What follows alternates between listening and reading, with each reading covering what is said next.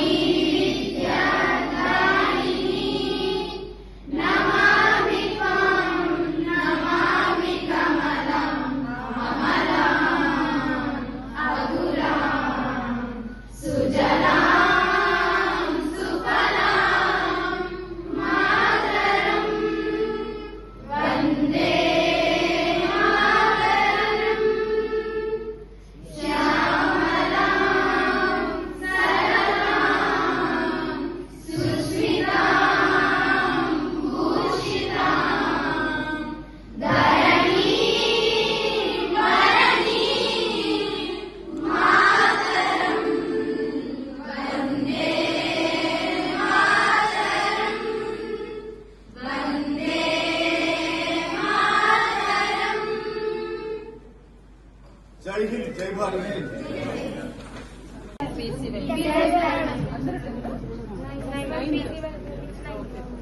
మూడు rest very good, చాలా బాగా పాడారు.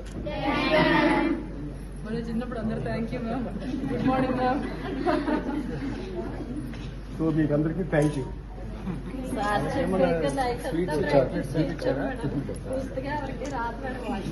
ఇచ్చినప్పుడు మేము కూడా చదివాలని తెలిసింది ఇచ్చారు, తెలియదు ఇవ్వలేదు.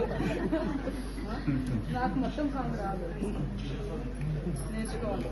మీరు ఎప్పుడు నేర్చుకున్నారు? కూర్చొని నేర్చుకుంటారు.